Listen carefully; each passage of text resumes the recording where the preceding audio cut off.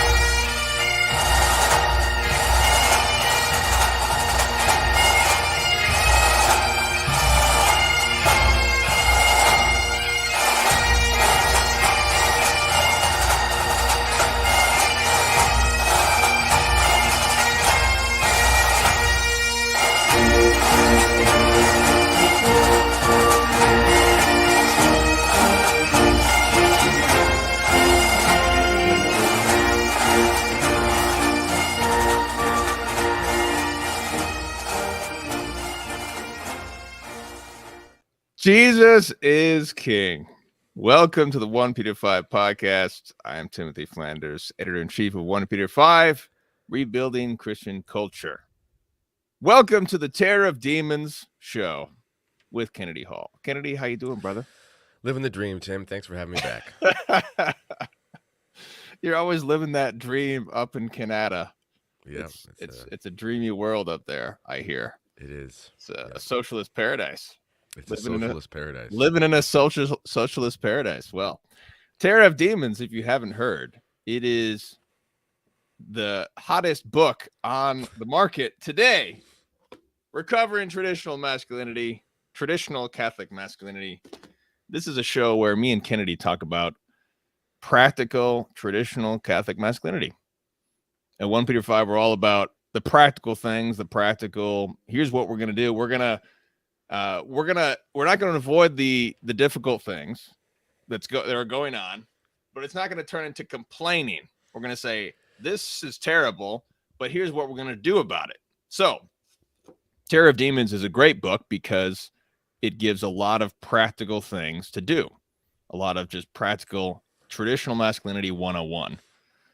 And the Kennedy and his friends in Canada, in the socialist paradise known as Canada, recently put on the first annual Traditional Catholic Conference, which appears to be the first of its kind.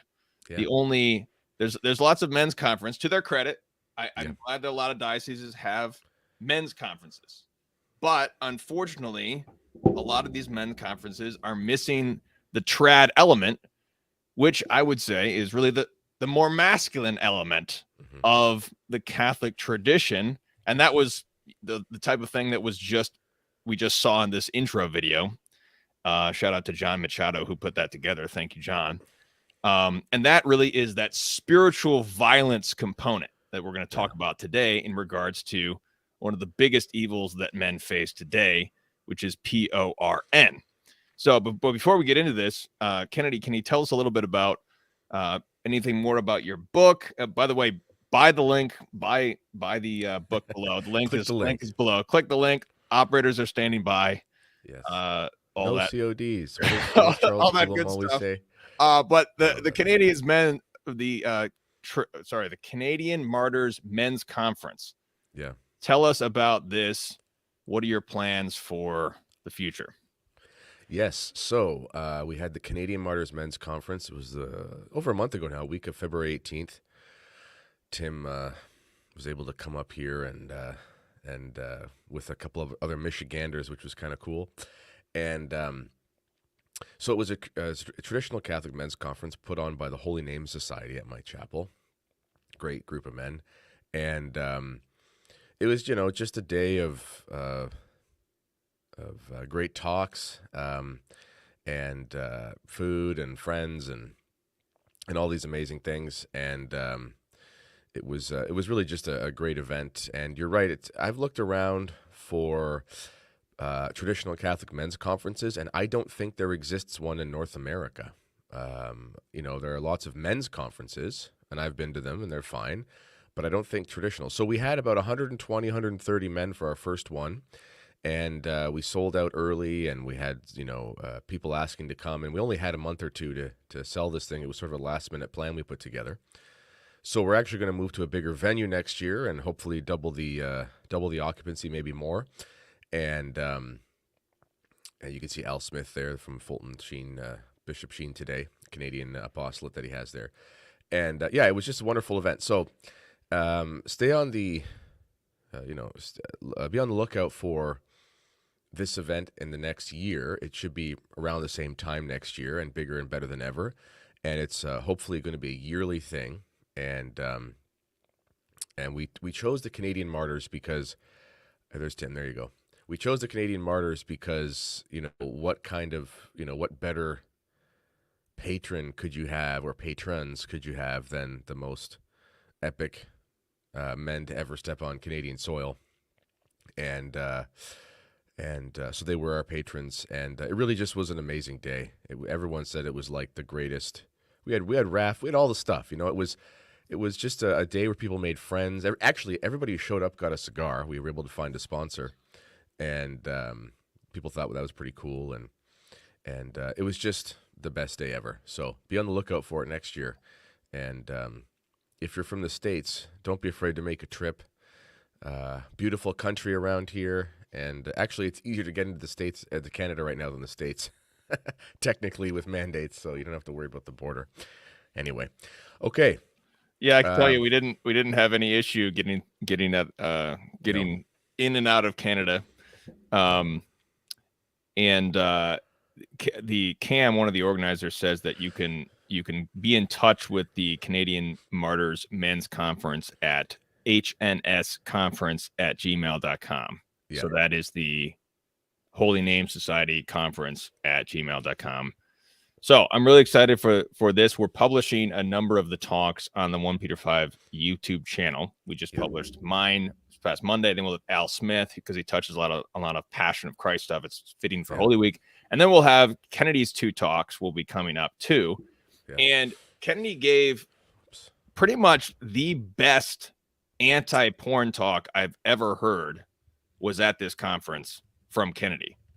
And first of all, we need to talk about the term PORN, because when I first published Kennedy's book, we discussed this term and the importance of the term, finding a different term for it, which we started to use evil images, because the term, there's so many, it's kind of like the term abortion. The term abortion is the revolting, demonic, cultic idolatry to Moloch, is what it is. It's child murder is what it is. The term abortion completely, it's just a Marxist term. And to me, like, the term porn is like a Marxist term. It's like it completely obscures the reality of what this is. It is a completely demonic, evil images. It is a conspiracy of the fallen angels, the immensity of the evil. And that's part of the spiritual battle, is that men need to create they need to habituate themselves to being revolted. They need to be revolted at the absolute disgusting evil character of what this is. So what are your thoughts on the term, Kennedy? Oh, I lost you. Yeah. Sorry, I was kicked out there for a sec. You start talking about things the devil doesn't like, and he breaks your camera for a minute.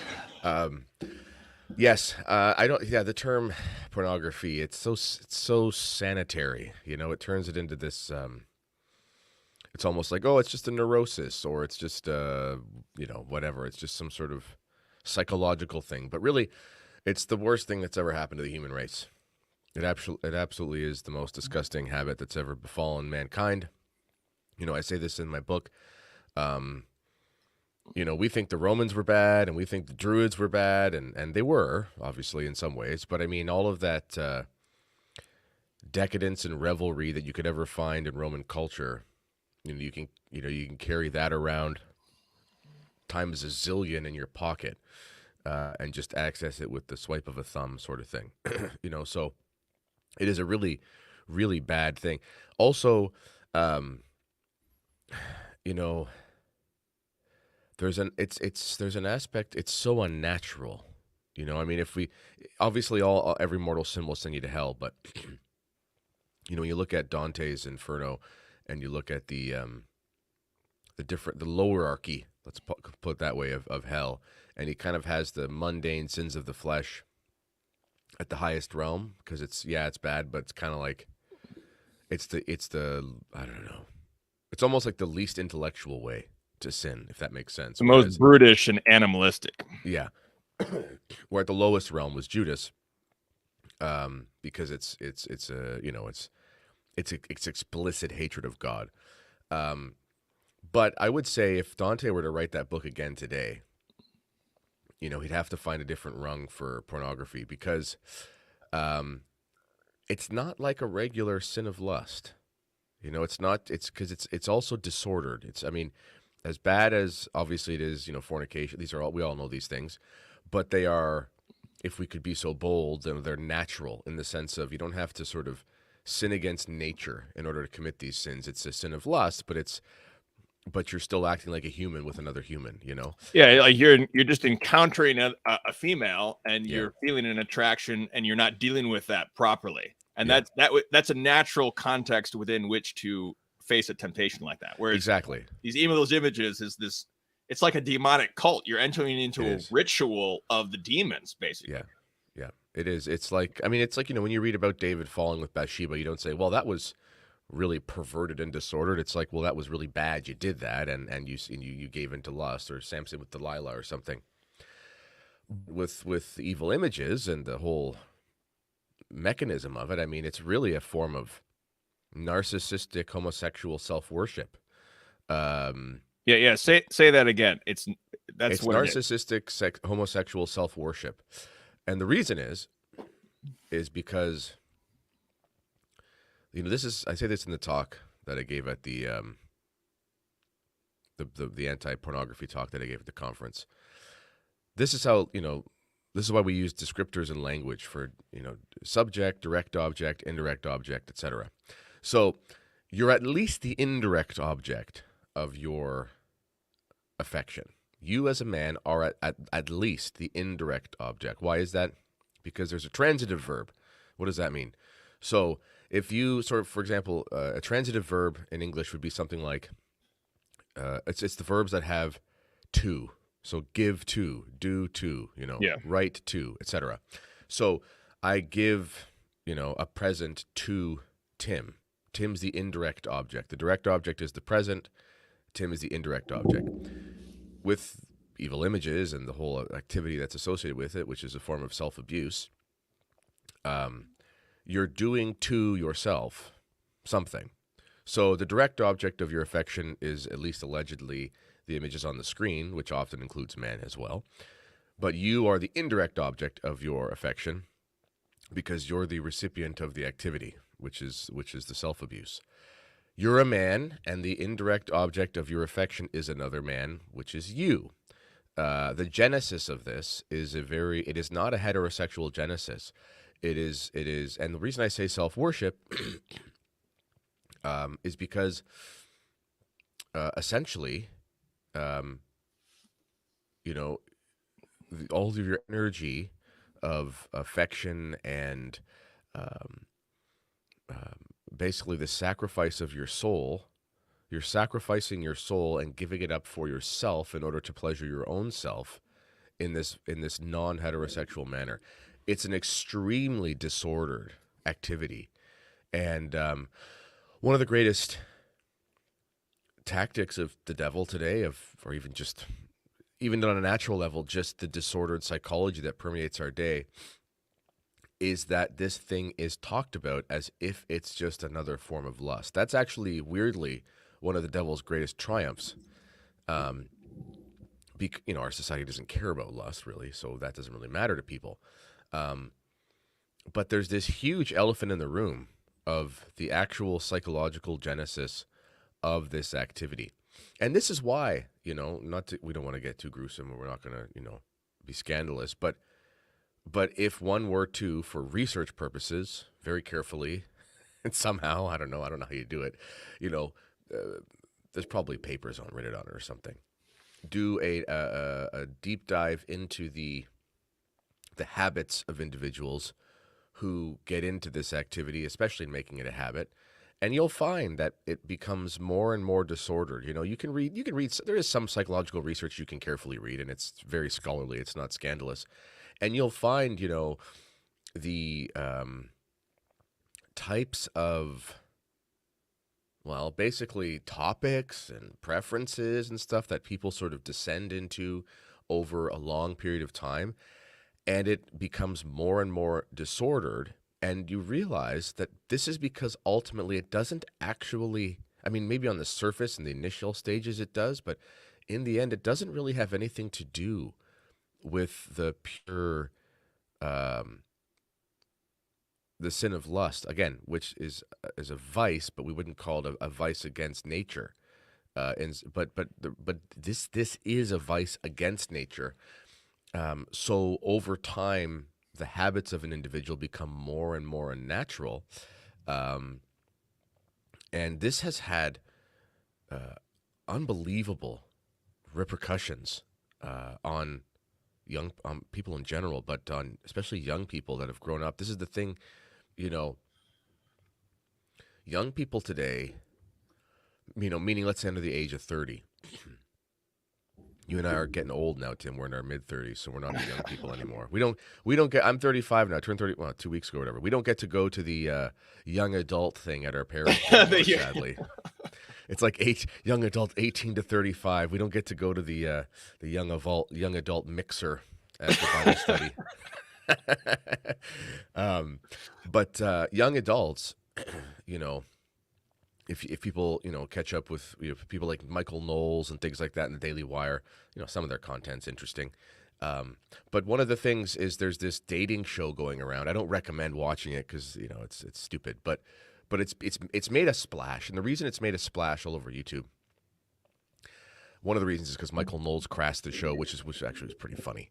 But one of the reasons is, though, is because basically it's these young women who are all sort of probably in their mid to late 20s, maybe a little younger, basically explaining how it is impossible to find a husband or find a man who's like just not a complete degenerate when it comes to his sexual proclivities. And everyone knows, they all know it's because of pornography. They all know it. And they don't know what to do about it. And it's just accepted as part of the culture. And, it's going to be interesting.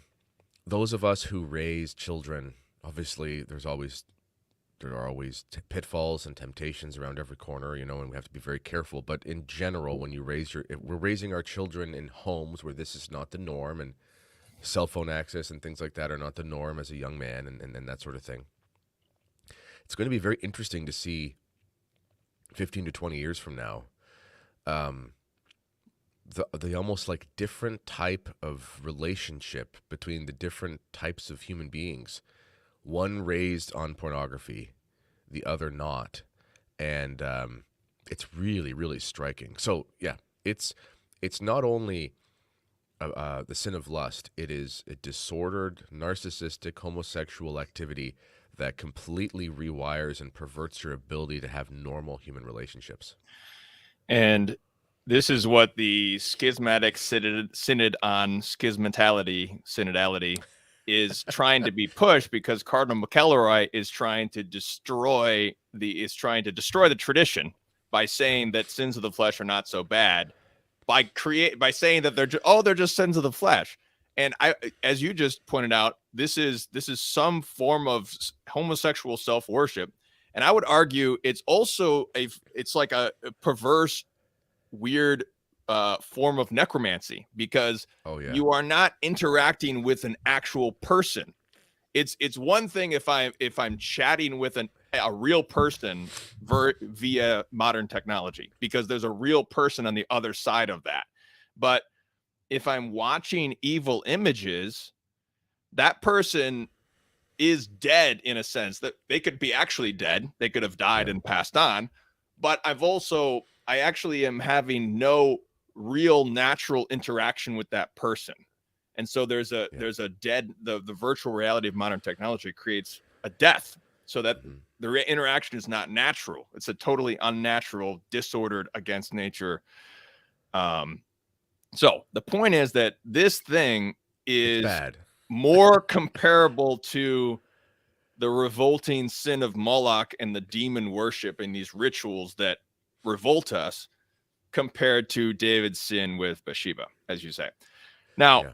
let's talk about practicals. This is about spiritual violence. Now, this is the thing that is, as trads, like what you said in your talk, as trads, we have this tradition, this spirituality of spiritual violence. What is spiritual violence? This is what we need. This is what young men need, and this is what we need to teach our sons. Teach our sons to be able to have this Christian spiritual militancy, to be able to exist in a world that is that my son will be bombarded by evil images everywhere, with a spectrum of their their hardcore, how bad they really are, or how revealing or attracting or alluring they really are, but they're everywhere. Billboards, commercials, the beach, etc. So the question is, what is spiritual violence? Why is this necessary? Why is the trad Catholic really the one that still has this? Whereas the Novus Ordo world, again, I'm happy that there's men conferences everywhere. That's great. But the missing element, I think, is that spiritual violence, that masculine militancy. Kennedy, what are your thoughts on spiritual violence? Okay, so yeah, let's little qualifier here.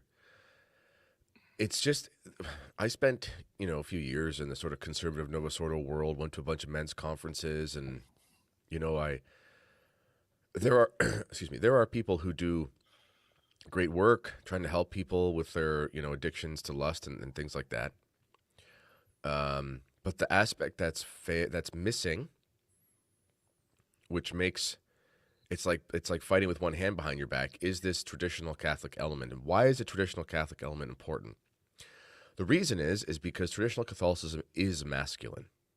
So, you're a speaker, or you're a chastity speaker or whatever, and you go and you talk to this group of high school students or whatever, and you have good ideas. You have good masculine advice. You're talking about fasting and penance and cold showers and all these things that help you do. Mortification is a sense of it is creating a sort of death on yourself. That's what mortify means. It's the same root word for mortus, right? Mortus est. And so there is a reality that mortification is sort of causing a death to yourself. You're dying to yourself. But the problem is when you're in this Novus Ordo setting, then,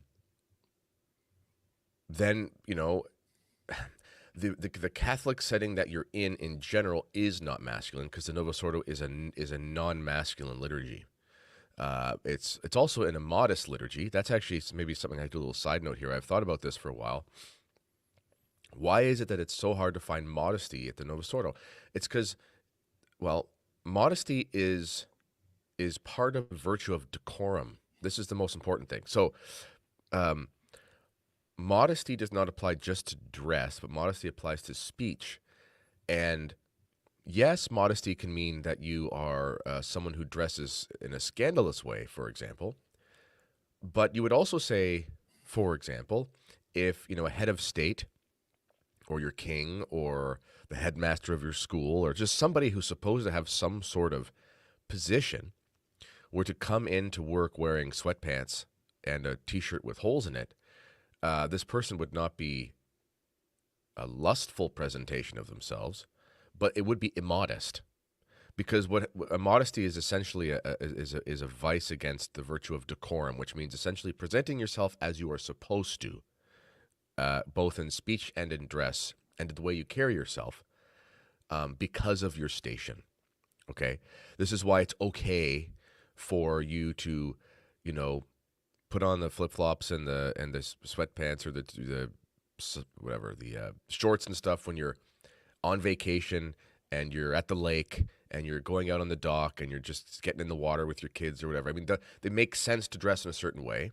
If you did that going into Mass, it would be immodest, but not because of the lust part. It's because, again, it's against decorum. So what does this have to do with the Novus Ordo? Well, the Novus Ordo, in it, everything that is the decorum of liturgy is lost. And obviously people say the Reverend Novus Ordo, okay, fine, 99% of the time. By the way, there's like 2 of those in Canada. So for me, it's non-existent reality. Seriously. It's immodest. So so when you're trying to fight against, the sin of lust, and you're one of these sort of conservative Catholic speakers and so forth, yes, you're doing all these good things, but then people are going to their parishes, and even if it's not scandalous insofar as how everybody dresses, it's actually just immodest, and the reverence that's due to God is just not there. It's just not there. And this will, it's the lex orandi, lex credendi, the way that we praise, the way that we will believe. You will imbibe in yourself this spirit of immodesty, if that makes sense. You can't help it. It's like, it's kind of like, okay, you're catechizing your kid, you're reading the Baltimore Catechism, but then you're sending them to public school. It's like, okay, you're better off than you would be, but there's a huge portion that you're missing, and it's going to hinder your ability to beat this. So with traditional Catholicism, not only do you have this advice, which is great advice, but then when you go to Mass, it's clear that you're in a setting of sacrifice. It's clear that you're in a modest setting, and it's clear that you're in a setting where the spiritual violence that God himself allowed to happen to himself is the focal point of the whole thing. So as far as practical things that you can do to do spiritual violence to yourself, which again is just a way of saying intense mortification, the most important thing that every man has to do is fast. I mean, if you've heard this 1,000 times, unless you are Matthew Pleasy or someone like that, you're probably not fasting as much as you could. And I say this as someone, I don't like fasting. I can't imagine doing a medieval Lent. I would probably just be on bed rest. I'd be so tired the whole time, Yeah, that's a great book. We had him on my show as well, talking about it. Definitive Guide to Catholic Fasting. 1peter5.com/fast. Join our fasting group. He's amazing. And his work is amazing. And, but I mean, this is lost in the church.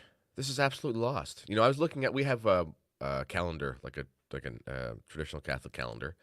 And, obviously all the saint days and rules on it are suggestions because, because they're holy days of opportunity, as we call them now. They're not binding anymore on the faithful. The old fasting rules are, of course, not binding under pain of mortal sin. But all those that I think, whatever the last iteration would have been before the council, whenever they changed it. But the fasting rules on the calendar that I have is basically partial fasting and abstinence every day during Lent. So basically, I don't know, 2 small meals, whatever. I just say intermittent fasting and don't eat meat for one of your meals. That's an easy way of looking at it. Similar thing. But can you imagine? I mean, can most Catholic men, not eat desserts and sweets throughout the day, not snack, and just have a small lunch or a small whatever, just have a couple small meals in a day and not eat meat at one of them? That's like cruel and unusual punishment for people in our society today, But that's the sort of thing. This is these rules on this calendar are from like the 50s. This isn't even like ancient Catholicism. This is just what people did before the council, essentially. I don't know when they changed the fasting rules perfectly or exactly, but this was something that, people who are alive today, who are old, probably remember their parents doing when they were younger. And this was normal for Catholics. And this was under pain of mortal sin, these fasting rules. So you have to adopt fasting. And it's not just, well, I'm just going to fast from social media. And I'll tell you what, you will fail at fasting from social media if you don't fast from food. Christ talks about some demons only coming out by prayer and fasting. He does not mean, fasting from being negative. I'm going to fast from complaining. I'm going to fast from coveting my neighbor's goods. It's like, well, those are sins and you shouldn't do them. You should fast from every sin. But you have to fast from food. It doesn't matter what age you live in. When you don't eat enough food for your normal activities, you get hangry, which means you have to have self-control, which means you're going to master your temperaments and your appetites, essentially. So the first thing is you have to fast. Anything you want to add before we continue? Yeah, and this brings up the critical concept of effeminacy. Effeminacy is a vice where you are reluctant to suffer because you're addicted to pleasure. And one thing about it is I think that women naturally are better at suffering than men because their biology causes them to suffer already. They don't even choose it. They don't have to choose to suffer because they're already suffering in being a woman. But men are stronger and they can be, they can create situations where they don't have to suffer and they work and they can create these things and create this whole world where they don't really have to suffer that much. They don't have to face suffering and inconvenience and all these things. And fasting is absolutely critical because this is the fathers tell us that gluttony and lust are connected. Those are similar aspects of your own biology that you are ordered towards. And if you're not the master of your stomach, you will be conquered by the fallen angels in the space of lust. And this also, again, goes back to the Latin Mass because in the Novus Ordo, they not only took all the fasting itself, but in the prayers during Lent, they took out all the prayers that refer to fasting because they weren't fasting anymore. So if you're fasting, then you have to go to the Latin Mass because then you don't get any prayers from the church to help you with your fast. And it's really, really, it's so much more helpful when you can fast as a group with other people. Once again, 1peter5.com/fast is our fasting group. You can not only fast with other people, but then you can benefit from the prayers that the church herself has hallowed to be prayed when you're fasting so that we can fast together and offer this to God together. And that only comes through the traditional Latin Mass. A couple days ago, I was at the barber, and a shout out to my barber. They're actually a bunch of Chaldean Catholics, and they nice barber shop. I have to drive an hour where I live to go to the barber, but it's worth it. And in any case, we are in there, and my wife is sitting there with the baby. My mom was watching the 4 kids, and my wife was in there with the baby and just waiting for me to finish. And this one guy, gets up from the chair and he's done. And my wife's sitting there with this little baby, and the baby's laughing, and isn't that cute? And he's like, "Oh, I got a baby at home too, or whatever." And is that your first kind of thing? Where it's number 5, and okay, this is like not a tiny amount of children, I guess, but it's not compared to a lot of people, especially Catholics. It's not a huge amount of children. I mean, it's somewhere in the middle, I guess. Not that it matters. I'm just saying, relatively speaking, we're thinking we have 5 kids. Okay, that's not easy, obviously, but I've got a friend with 11 children. It's so, but this guy, just a regular secular guy, and he was floored. He was basically like, 5? What? How do you? And he wasn't being rude. He was just like, how is that possible? How could anyone? How could anyone ever raise 5 children? This is not allowed. What are you talking about? And he's like, whoa, tell me, does it get easier? Or, we got our 18-month-old and we're just like, man, we can't wait to put her in daycare, and kind of thing. And I'm not trying to make fun of this guy. He'll never know who I am. He doesn't, whatever. But we've had many such reactions. And I'm sitting there, and the guy's, lining up my beard or whatever. I'm listening to this, and by the way, that moment when they take that straight razor and they go on your neck, that is a moment of trust right there. Every time I think that's of old Sweeney school, Todd, do the straight razor at the barber. I love it. I think of Sweeney Todd. My goodness. That's But, how Kennedy gets the good beard. Is he goes old school and has a straight razor at the barber. Yes. Take note, And, everybody. yeah. But, and I'm talking to my wife after, and I'm just like, I was mad. I'm not mad at the guy. I whatever. I don't know the guy. I don't even remember what he looks like. But I'm thinking to myself, how on earth did we get so soft? How are we so unbelievably soft that a grown man not only doesn't know that you can like have more than one or two children? How did you miss that? I don't understand. But how is it the case that the idea that you could do this and not have your life ruined is, how is it that idea is like almost jarring or offensive? You know, how is it that we're so soft that this idea that you could just raise children is somehow seen as an impossibility? It's literally why you exist. Like, you exist because somebody had you. You exist because you have parents, and your parents had you, and they might have had others. And all people who have ever existed long before iPhones and healthcare and whatever somehow had children and raised them with less means than you have now. This is literally the easiest time, as far as physical things are concerned, in human history to have children. And people are the most reluctant to have them. And they're even baffled at the idea that you could have more than one or two. This is insane. This points to such a deep sickness of virtue in our society. It points to a reality of utter selfishness.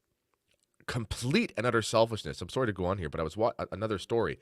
I'm watching this. I'm trying to figure out how to organize my life a little better. You know, when you know, Tim. I mean, you got your apostolate thing, you got your job, 50,000 emails you got to deal with a month. Like, it's impossible to figure all this out. And I'm still figuring how to do all this stuff. You know, writing articles and getting a book ready and all this kind of stuff. I'm like, whoa, how do I do this? And I found this software, it doesn't matter what it is, that I think is going to be really helpful. It's an organizational thing. So I'm watching this guy on YouTube, and he's like really cool California, Silicon Valley sort of, persona, and like, isn't he great? And his stuff is great, and his advice is great. But then it gets to the point where he's talking about like why he's this organizational expert, why he chose this software, and I'm fascinated. And then he's going over why him and his wife use this software to organize their life. Okay, I'm listening to this. And he's talking about one of the most seminal moments in his life. This guy's probably almost 40 years old. Of why him and his wife chose to use this software to organize their life, because it was just too crazy. And he goes, a couple years ago, we bought a house.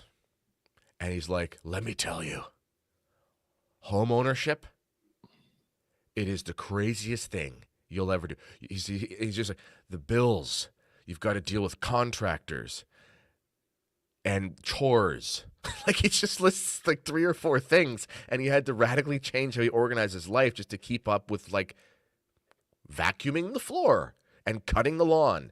And this is a guy who's extremely successful and runs a company. But our society is so soft, and men and I don't mean to beat up on men here, but we are so soft in our society that this idea that you have to like cut the lawn and like have somebody else renovate your house. He wasn't talking about doing it himself. Have somebody else organize. Having somebody else renovate your house is something that is so difficult that you need to radically change the way you organize your life with software.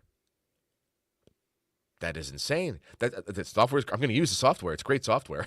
but I'm just saying his reasoning, I'm going, and they didn't have children. I'm glad your effeminacy caused me to get this software. So thanks. Anyway, it's just, But that's how deep it is. So we have to radically do something, because this risk is for all of us. I mean, this is the air we breathe, and it's absolutely Yeah. everywhere. So let's talk practicals. There was one more point I wanted to make about the Novus Ordo, and for me, the spiritual violence, the spirituality of spiritual violence, is contained most conspicuously in the prayer book of the church. The prayer book of the church is the Holy Psalter, the Psalms. The Psalms contain spiritual violence in various sections. My favorite is Psalm 142.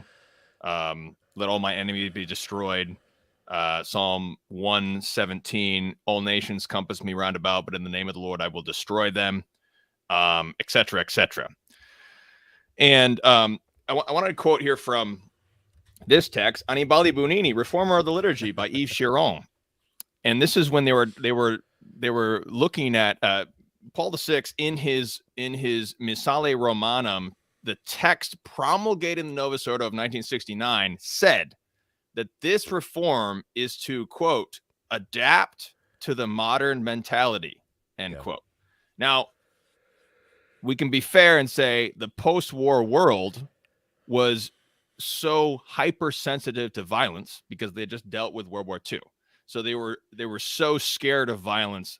So there's a legitimate hesitation that I can concede to our critic. Yeah. But at the same time, there is Annibale Buonini, who we know was a Freemason. We know all these nefarious actors. So this is a very interesting story about when they took out, because the Novus Ordo, they censored the Psalms. Yeah. So today, if you are a priest cancel or religious, culture. Yeah, if you are a priest or religious and you pray the new Liturgy of the Hours, you will not pray the entire Psalms, all the Psalms, because they took out these portions of spiritual violence. They didn't like those. They didn't understand them.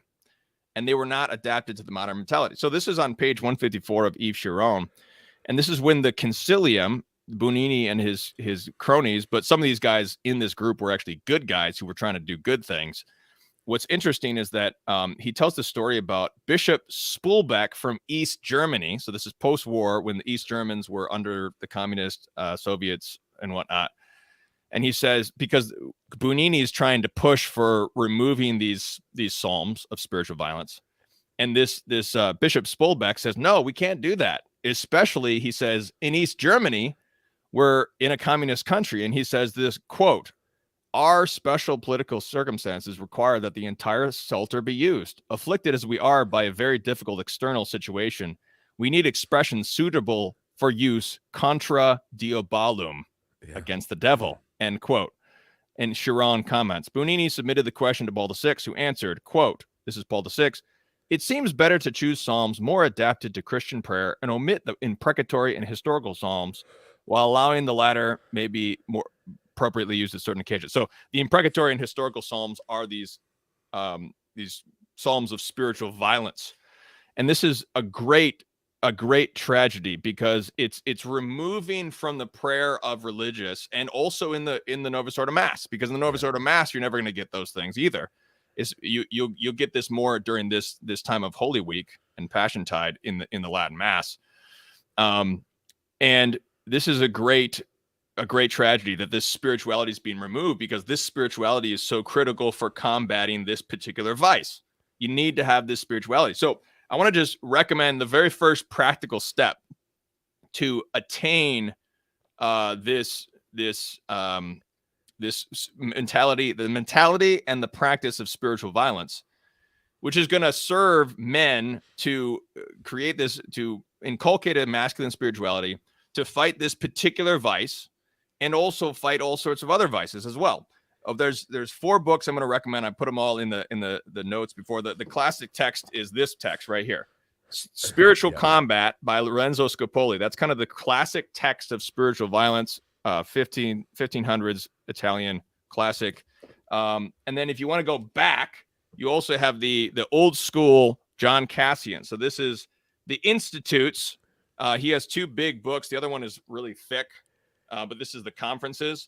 This is when John Cassian, who was from Gaul at the time, this is in the 400s, he went over to Egypt and spent time with the Desert Fathers. And then he came back and wrote all their spirituality down in Latin. So he translated their spirituality, the Desert Fathers, into the Latin context. And that's what provides the tradition before St. Benedict writes his the Benedictine rule. And then lastly, I want to recommend this book, which is called The Arena, an offering to contemporary monasticism. Now, this is from Russian Orthodoxy. Now, what I always say is regarding Eastern Orthodox books, this is an example of a good Eastern Orthodox book because all it's doing is transferring the Greek and Desert Fathers and the Slavic Fathers and just transferring their wisdom to all sorts of spiritual, practical things. As soon as the Eastern Orthodox start to comment on Western stuff, 99 times out of 100, they understand what they're talking about. So just ignore them when they start to talk about that. They don't understand what they're talking about. They're critiquing things they don't understand.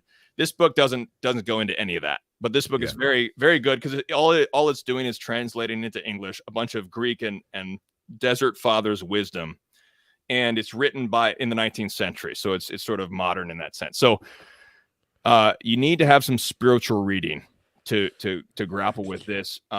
Lorenzo Scopoli has a chapter on how to face lust. It's a very, very practical chapter, very, very good. It goes through all these different steps, talks about what you do before the temptation, what do you do during the temptation, what do you do after the temptation, and you put these practical steps into practice, and it's extremely helpful. So first thing I say is you need to get a good spiritual book. And guess what? All of these are trad masculinity. This is trad Catholicism right here. You're not going to, this is not, you're not going to get this perhaps at the diocesan conference. Again, hopefully they see this video and they want to do this. So Lorenzo Scopoli at the conference. But Kennedy, what's your step one for practical advice to men who are struggling with this vice? Right. So practical, meaning not just the spiritual stuff. You do have to physically remove all of the things from your life, and you have to be extremely serious about doing that. So actually, I get these emails from the Epic Times, like these, I don't read them all the time, but the morning updates or whatever. And I just happened to open one right now, like before the show for some reason. I never open them. And it was a quote from Thomas Edison. And it's, when you think you've exhausted all your options, remember you haven't, and that's something interesting. I've heard similar things with Navy SEALs when they talk about when you think you're done with your energy stores. And it's like when you think that you've exhausted yourself, you still have 60% left. It's just we don't realize how much actual potential that we have when it comes to doing things that are difficult. So if you think you've tried everything to get rid of your evil images habit, you haven't. So the main thing that you haven't done, if you're listening to this show or watching this show, is you haven't got rid of your device that you use. That's very simple. Now you might think to yourself, well, there are ways that you could use your device in a way that is not going to allow you to do certain things. There's a phone called, I think it's called the Wise phone. It's not I had the light phone that actually sadly didn't really work on Canadian carriers very well. There's a frequency thing, but there's another one I think called the Wise phone or something like that. And it has like the smartphone functionality, meaning how you text and call and maps, but it's all black and white and there's no pictures and there's no internet. So it's actually kind of a perfect medium. So you can still have a communication device that works really well. But without all the nonsense. So you have to at least do something like that, or you have to actually get rid of the thing. And people will say, well, I need to have my phone for my job. I need to have my laptop, my tablet for my job. Well, maybe you do. Maybe you just have convinced yourself you do. When I was trying to sort of get better at using technology for different reasons, but just I was so sick of it ruling my whole life. I got rid of my smartphone for a year, and I was able to work for LifeSite News as a journalist, basically run all my stuff online without having a smartphone. There were some inconveniences. I remember at one point, having to be on a meeting when I was on the road So I was like, my laptop was hooked up to my wife's Wi-Fi hotspot on her phone, and I was like holding this laptop and like trying to hear it, when things were loud around me. That was not ideal, but didn't happen all the time. So you can do it. So you have to get rid of your actual thing. This is like any other sin. If you're an alcoholic, the first thing you have to do is get alcohol out of your house. I mean, it's very simple. Somebody comes over and says, "I'm going to help you kick your habit." It's like you open your liquor cabinet and it's full of a bunch of Irish whiskey. It's like, well, just give that to me and you have to get rid of it. Same thing with your devices. You have to get rid of them. So you have to find some way creative to do that. If you have to keep it, like if in the sense of you've tried and you can't get another job and whatever, and I get it, there's situations that are hard, then you at least have to get some sort of serious accountability software. Everyone's heard of Covenant Eyes, and I've never used it, but I know there's another one that's called Real Men Don't Porn. It's for Android users. A lot of people use Android. Why that is important? Yes, a lot of these net nannies, they work for your home internet server and things like that. But these actual apps you can download onto your phone and sign up for, this is a company you want to give your data to, unlike Facebook or something, and you allow them to track all of your internet usage on your phone.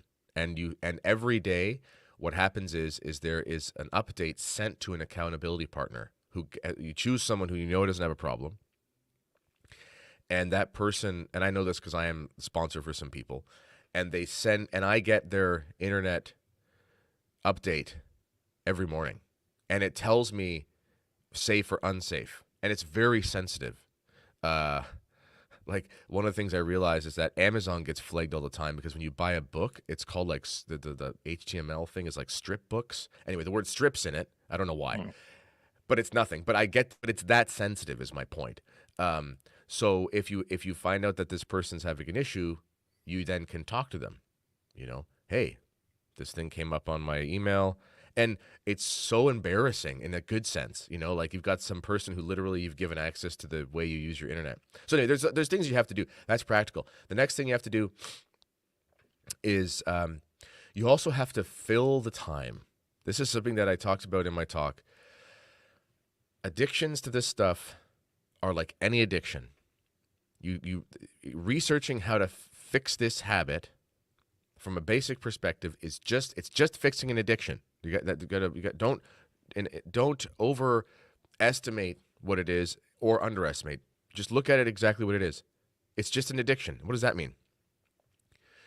Your psychology follows the habits of addiction. So, somebody who has, again, we'll go back to somebody who has like a gambling habit. Someone who has a gambling habit can't go to the casino. Somebody who has a gambling habit can't hang around with certain people anymore. Somebody who has a gambling habit has to then do something else during that time when they would usually gamble. And when would they gamble? Let's say they're into like those gambling machines at bars and things like that are really common in Europe. And they just stop at a gas station. They just waste $100, pressing the buttons, hoping that they're going to win something. Well, clearly that's part of their ritual. So what are they? They're actually going to have a flood of basically hormones at the time they've trained themselves, and they're going to be craving this huge dopamine rush. This is a huge part of pornography addiction as well. Okay, so what are other things in your life that are like that? Well, a huge, let's say, in a bad sense, aid towards using pornography is social media, because it's the scrolling aspect. And the way that people use pornography today, it really is a scrolling thing. They're going through thousands and thousands of possibilities of things that catch their attention. And then there's sort of just, even before the lust aspect, there's just this basic instinct of, ooh, what is titillating to me? So you're gonna have to just look at that as well. So you also have to get rid of your social media. And then once you've done these things, this is how, unless there are certain men who, given their temperament and their personality, when they decide to stop something, they're done. And that's, there's just certain temperaments out there. And I know men like that, and they're done, they're done. But I also know men who talk to me for advice and stuff, and they really have tried basically everything. They've done all these things. But it's like, man, there's just like, I can't go a month without falling again and stuff. And I'm like, okay, what's happening here? What's the real issue? And when we go through it, really, ultimately, it's there's an actual physical time and place that you're vulnerable. And I'm like, you realize this always happens on, Thursday nights at 11 o'clock. Your wife is a nurse and she works once a week over something like, there's just something. It's like, there's just this literal, this is the problem. You have to fix this actual situation. And then they're like, wow, I've never even thought of that. Of course you haven't thought of that, because when this moment comes, you're so habituated to it that you literally become like an animal. You become irrational, just like the gambler who, gets his heart rate up just when he drives by the convenience store where he used to get those little lottery tickets. There's just something. There's like it's like when you smell something and you have nostalgia and you're brought back to this place you used to go vacation as a child. It happens by instinct. You don't even think about it. So I said, okay, well, it happens every Thursday night at 11 o'clock. This is going to sound weird. But if you don't have kids, it's like, guess what you're doing every Thursday at 10 o'clock till midnight, you're joining a night running group or whatever, Yeah. like you're going 5-pin bowling, like you're doing something. You're getting a part-time job. Where are you going to work? McDonald's. It doesn't matter. You're just going to work somewhere. Or if you have to stay home, you have to talk to a buddy. You have to say, listen, man, this is going to be weird. You have to come sleep over at my house every Thursday. your buddy without kids. You got to come sleep over at my house, and we're gonna watch old movies. Watch a bunch of together. war movies. Yeah. Whatever. Anyway, those if you can just do those sorts of things, you'd be surprised how radically you can change the habit. Yeah, absolutely. Well, we're all out of time for this, but I wanted to touch on one more thing. And I just remembered that this book is also censored by the modern publishers. The chapter on lust, they just took the entire chapter out. It's insane.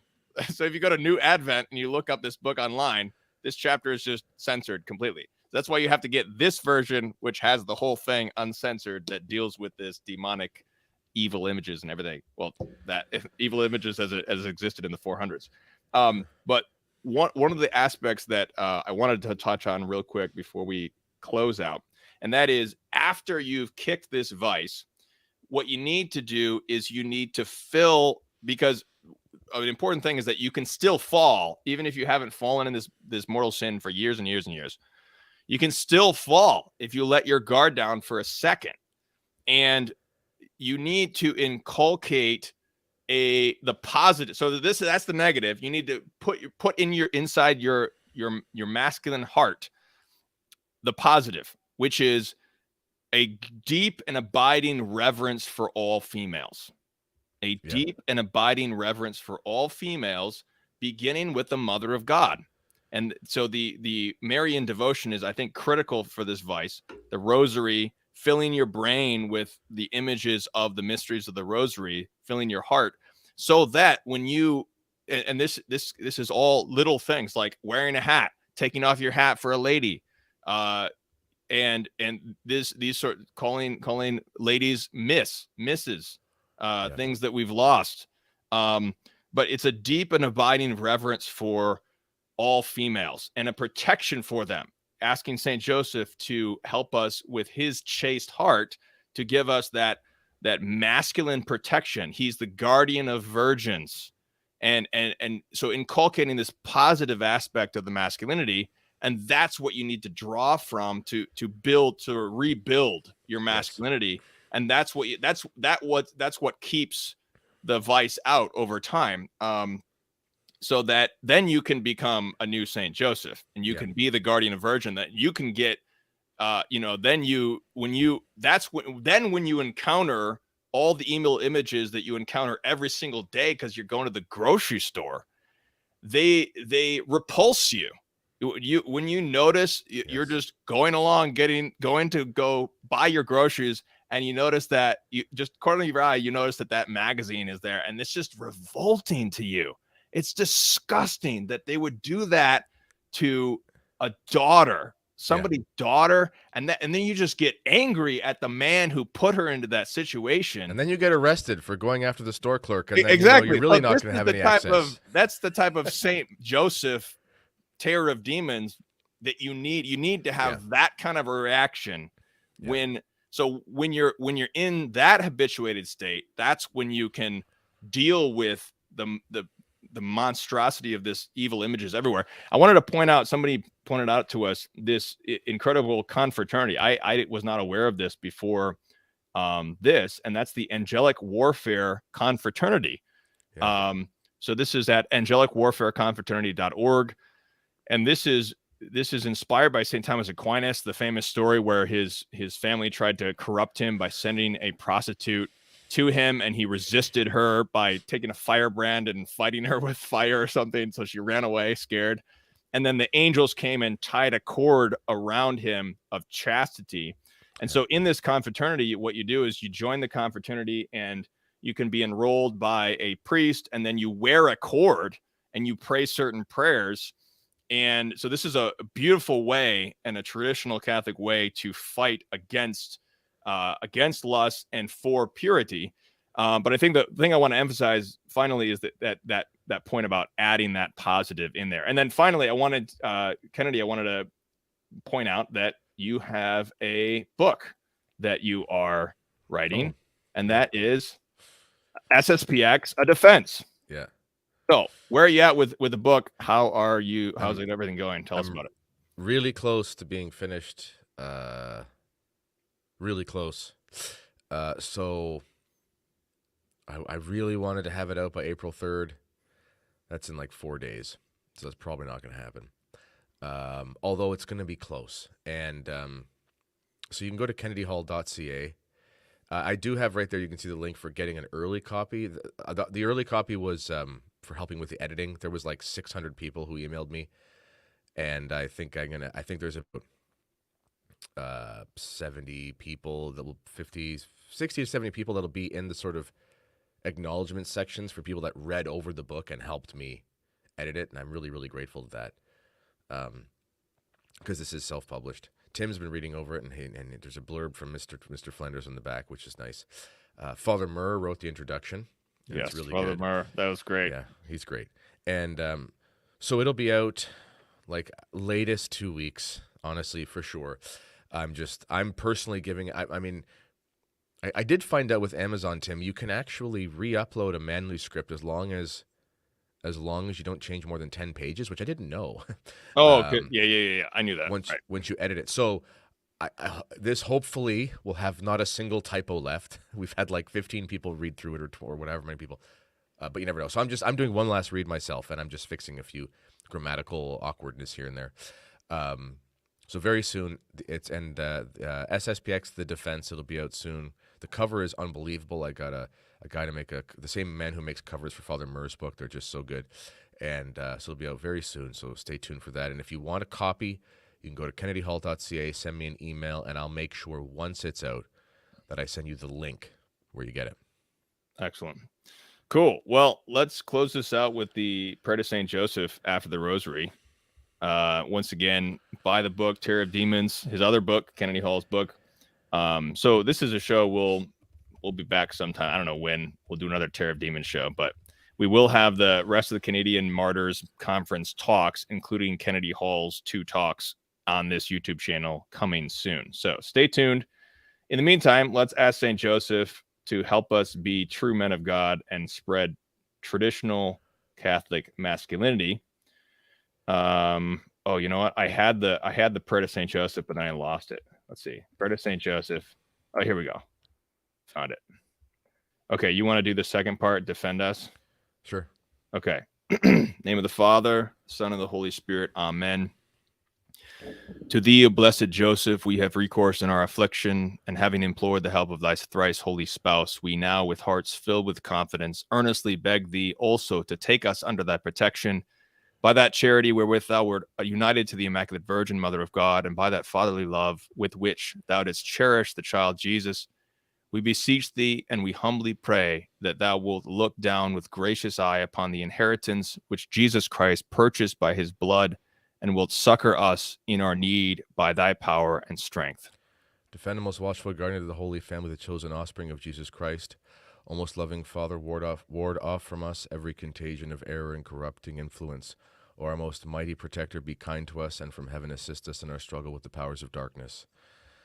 As once you did rescue the child Jesus from the peril of his life, so now defend God's holy church from the snares of the enemy and from all adversity. Shield us under thy patronage, that following thy example and strengthened by thy help, we may live a holy life, die a happy death, and attain everlasting bliss in heaven. Amen. In the name of the Father, Son, and the Holy Spirit. Amen. Saint Joseph, terror of demons, pray for us.